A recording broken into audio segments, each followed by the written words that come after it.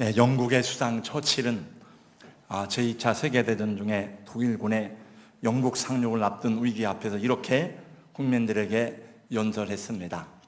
나는 피와 땀과 눈물밖에는 내 조국을 위해 바칠 다른 아무것도 없습니다. 이 한마디 연설이 전 영국 국민의 마음에 감동을 주어서 모든 국민이 힘을 합하여 한 마음으로 단결하여서 그 위기를 극복하였다고 합니다. 이 세상에 무슨 일을 하든지 눈물과 땀과 희생이 없이 가능한 일이 어디 있겠습니까? 우리 주님도 이 세상에 계실 때에 피와 땀과 눈물을 흘리심으로 우리를 구원하시고 사명을 완수하시고 세상을 떠나 아버지 앞으로 가셨습니다. 그러나 이 피와 땀과 눈물은 예수님에게만 필요한 것이 아니고 처칠에게만 필요했던 것이 아니고 오늘 우리 그리스도인들의 삶에도 요구되는 것이라고 하지 않을 수가 없습니다. 피와 땀과 눈물은 살아있는 사람만이 흘릴 수 있는 생명의 액체입니다. 죽은 자는 이 액체를 흘릴 수가 없습니다.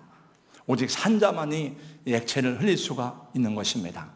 이 아침에 저는 예수님이 흘리신 세 가지 액체에 대해서 살펴보고 우리가 어떻게 우리의 삶을 성공적으로 이끌어갈 수 있으며 어떻게 주님을 따를 수 있는지에 대해서 성찬을 앞에 놓고 다시 한번 새롭게 다짐하고자 합니다. 첫 번째, 예수님의 눈물입니다. 성경은 예수님이 공생의 기간 동안에 여러 번의 눈물을 흘리신 것을 우리에게 보여주고 있습니다. 요한복음 11장 35절 말씀에 보니까 나사로를 위해서 주님이 눈물을 흘리셨습니다. 그것은 한 개인을 위한 연민과 사랑과 동정과 애정의 눈물이었습니다. 누가복음 19장 41절 말씀에 보니까 주님이 예루살렘을 바라보시면서 우시는 모습을 봅니다. 예루살렘아 예루살렘아 암탉이 날개 아래 평안이를 품듯이 내가 너희를 품으려 한 적이 몇 번이냐. 그러나 너희가 나를 거절하였도다 하면서 예루살렘의 멸망을 주님은 바라보시면서 우시는 장면을 볼 수가 있습니다. 그것은 나라와 백성들을 위한 눈물이었습니다. 여러분, 우리가 울어야 될 일이 있습니까? 여러분, 우리가 눈물을 흘려야 될 이유가 있습니까? 많이 있습니다. 우리는 우리 형제를 바라보면서 눈물로 기도할 일이 많습니다. 자녀를 바라볼 때에 울면서 기도해야 될 일이 많이 있습니다. 예수님은 말씀하기를 예루살렘의 딸들아 나를 위해서 울지 말고 너희와 너희 자녀를 위해서 울라고 주님 부탁하셨습니다. 우리 교회에도 눈물을 잘 흘리는 그런 권사님, 집사님이 있더라고요. 감사한 일입니다. 은혜가 많은 분입니다. 눈물이 나오면 그냥 흘리세요. 어느 분은 자꾸 눈물이 나와서 간증을 못하겠다는 말을 들어보았습니다. 눈물 나오는 것이 옆 사람한테 미안하다고 하는 얘기를 들었는데 괜찮습니다. 그 흐르는 눈물 속에 주님의 위로가 있고 그 눈물을 주님이 보시고 그 눈물 때문에 치유가 일어나는 것입니다. 예수님은 말씀하기를 계시록 7장 17절 21장에 말씀하기를 내가 내 눈물을 닦아주리라고 말씀하셨는데 여러분, 주님이 닦아주실 그 눈물이 여러분에게 있습니까? 눈물이 메마른 것이 안타까울 뿐입니다. 얼마나 감정이 메마르고 심령이 삭막해졌으면 눈물조차 마르겠습니까? 여러분, 성도라면 흐르는 눈물이 있어야 하는 것입니다. 회개의 눈물, 감사의 눈물, 동정의 눈물, 기쁨의 눈물, 애통의 눈물. 하나님 앞에 나와서 기도할 때에 눈물을 뿌리며 기도함으로 하나님의 위로와 하나님의 사랑이 여러분 심령과 여러분 자녀들에게 아름다운 축복으로 임하기를 예수님의 이름으로 축원합니다. 두 번째, 예수님의 땀입니다. 오늘 봉독한 말씀에 보니까 예수님은 겟세마네 동산에서 밤이 맞도록 기도하실 때에 땀이 흘러내렸습니다. 깊은 밤, 외롭고 춥고 추운 밤에 동산에서 몸부림치며 기도하셨습니다. 44절 말씀에 보니까 주님이 간절히 기도하실 때에 그 땀방울이 변해서 핏방울처럼 떨어내리는 것을 말씀하고 있습니다. 우리와 똑같은 인성을 가지신 예수님에게 얼마나 힘드시고 고민하셨으면 아버지여 이 잔을 내게서 지나가게 해달라고 주님이 아버지한테 호소하셨을까요? 주님의 피, 주님의 땀을 흘리심은 십자가를 지기 위한 죄인을 구원하기 위한 진액이요 온몸을 들인 헌신이었습니다. 우리 성도 여러분, 정말 땀이 나기까지 기도해 보신 적이 있는지요? 온몸에 땀이 나고 열이 나기까지 간절히 기도한 그 기도의 흔적이 여러분 삶 속에, 여러분 무릎 위에 있는지요? 기도는 노동입니다.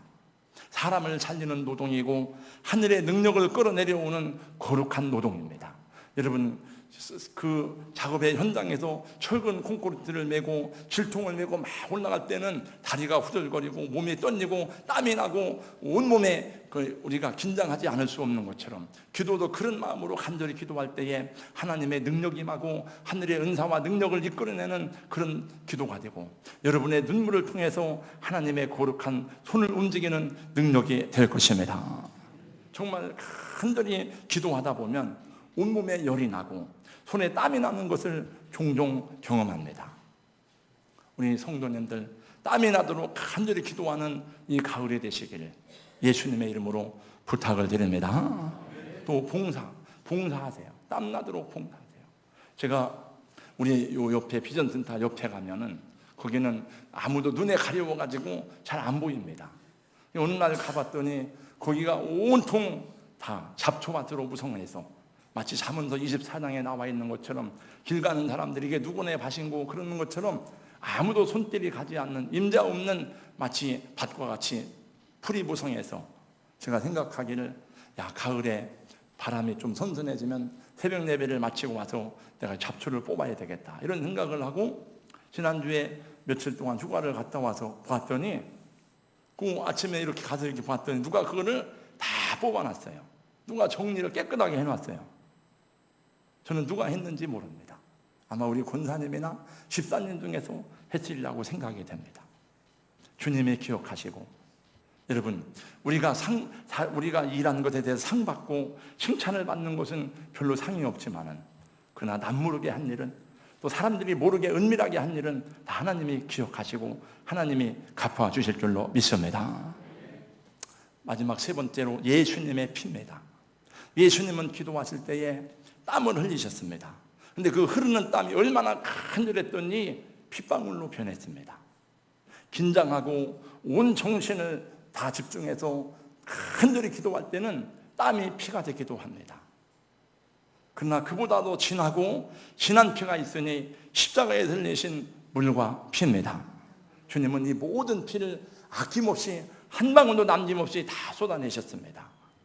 그리스도께서 흘리신 이 피는 죽은 자를 살리는 생명의 액체였던 것입니다. 우리가 그 피로 말미암아 죄사함 받고 새 생명을 얻었습니다. 하나님은 그들의 피로 교회를 세우셨습니다. 피는 희생을 의미합니다. 교회의 건설의 기초가 바로 이 액체였습니다. 이 생명의 희생이 없이는 교회는 세워지지 않습니다. 이 피 흘림이 없이는 천국은 건설될 수가 없습니다. 여러분, 피 흘림이 없이 어떻게 한 생명을 탄생시킬 수가 있습니까? 우리가 어머니 뱃속에서 태어날 때에도 우리 어머니가 피 흘리심으로 우리가 태어났습니다. 우리도 주님을 본받아서 사랑의 눈물을 흘리고 땀방울이 나오기까지 간절히 기도하며 변화의 회복의 역사를 이루어내고, 또 희생을 통해서라도 한 영혼을 살려내고, 저는 한 영혼을 살려내는 그건 둘 번째 치고라도 저와 여러분 자신들이 하나님 앞에 주어진 삶에, 주어진 사명에 충실히 살다가는 그런 성공적인 하나님의 사람들이 되기를 주님의 이름으로 소망합니다. 기적은 절대로 저절로 이루어지지 않습니다.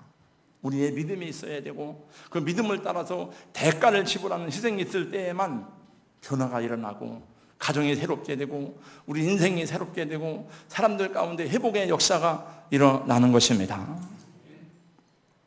마지막으로 저는 이 분에 대해서 여러분들에게 소개하고 전에 얘기했던 적이 있었습니다. 그런데 김혜영 씨에 대한 얘기를 여러 번 했었던 적이 있었는데, 지난주 주일날 밤 KBS 강연 백도라고 하는 프로그램에 또 이 자매님이 나와서 자기가 경험한 얘기를 직접 하는 얘기를 듣고 또 감동을 받았습니다. 김혜영 씨는 키가 134cm밖에 되지 않는 척추 장애인입니다. 그가 태어났을 때 아버지는 왜 딸이 태어났느냐고 화를 내면서 술을 먹고 그 딸을 집어 던졌습니다. 그래서 척추가 휘게 되고 척추 측만증에 걸리게 되었고, 그는 키가 자라지 않고 장애가 되었습니다. 그러나 아무도 그를 치료해 주지 않았습니다. 그를 보는 사람들마다 다 말했습니다. 야, 왜 태어났니? 왜 태어났어? 왜 태어난 거야? 태어나지 말았어야 될 아이인데 다 그렇게 얘기했습니다. 심지어는 그 엄마까지도 왜 태어났느냐고 구박하면서 그 아이를 때리고 구박했습니다. 그런 와중에 아버지는 자살로 생을 마감하고 엄마는 정신질환에 걸려서 4명의 동생을 먹여 살리려고 14살의 남의 집 식모로 들어가서 일을 하기 시작했습니다. 공부는 꿈에도 생각할 수가 없었습니다. 직업훈련소에 들어가서 편물기술을 배웠습니다. 악착같이 배우고 또 배우고 열심히 배워가지고 전국 장애인 기능대회에서 금상을 받고 그리고 세계 장애인 기능대회에 가서 금메달을 받았습니다. 그러던 중에 아프리카의 보츠와나에서 편물기술을 가르칠 기술자를 모집한다는 얘기를 듣고 1년만 가서 아프리카에 가서 봉사하자 생각하고 떠난 그 1년의 봉사가 14년이 지났습니다. 근데 아프리카에 갔더니 그날 그런 얘기를 하더라고요. 제가 책에서는 그런 얘기를 못 들었는데 사람들이 다 자기를 보고 어쩌면 이렇게 아름다우냐? 어쩌면 이렇게 이쁘니? 사람들이 다 좋아하더래. 자기는 한 번도 한국 땅에서 이쁘다는 말을 들어보지 못했는데, 사랑한다는 말을 들어보지 못했는데, 왜 태어났느냐는 말을 들었는데 사람들이 자기를 다 좋아하는데 좋아하는 중에도 아이들이 자기를 더 좋아하더래요. 그래서 그 소망이 없는 아이들에게 편물기술을 가르치고 학교를 세워서 교장 선생님을 세고 그 사역을 14년 동안 했습니다. 그가 생각하기를 더 큰 일을 하려면 공부를 해야 되겠구나 싶어서 미국으로 건너가서 나약대학을 졸업하고 2009년에 미국 콜롬비아 대학 국제사회복지대학원에 입학하고 그리고 드디어 국제사회복지사 자격증을 따서 지금은 보츠와나의 학교를 세우고 전 세계의 복지사역을 하기 위해서 다니고 한국에서도 귀한 사역을 감당하는 세계적인 인물이 되었습니다. 그날 어머니가 방송에 같이 나왔습니다. 근데 이미 김혜영 씨는 그 찬에 되어 있어서 어머니를 다 용서했습니다. 시편 27편 10절 내 부모는 나를 버렸으나 여호와는 나를 영접하시리이다.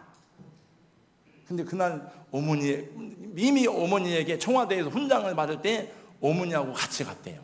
근데 그날 다시 어머니에게 이렇게 말했습니다. 어머니, 나를 낳아주어서 고마워요. 어머니 사랑해요. 어머니 때문에 내가 이 세상에 존재하게 되었어요. 그런데 다 거기 모인 사람들이 눈물을 흘리더라고요. 기자가 물었습니다. 다시 태어나면 휘어진 허리와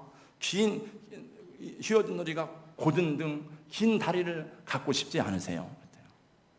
물론입니다. 하지만 그래도 또 놓치는 것들이 있을 것입니다. 내가 견뎌낼 만한 고통이 있다는 것은 큰 축복입니다. 그날 강연 제목이 뭔지 아세요? 그날 강연 제목은 잘못 태어난 사람은 없다는 거예요. 그렇습니다. 사랑하는 성도 여러분, 세상에 우연히 태어난 사람은 없습니다. 잘못 태어난 사람은 없습니다. 목적이 없이 태어난 사람은 없습니다. 사명이 없이 태어난 사람은 없습니다. 여러분이 아멘을 안 하는 분들도 사명은 다 있습니다. 사명을 모르고 사명을 따라 살지 않기 때문에 불행한 것이지, 여러분이 아멘을 하든지 안 하든지 하나님이 우리를 보낼 때는 다 사명이 있습니다.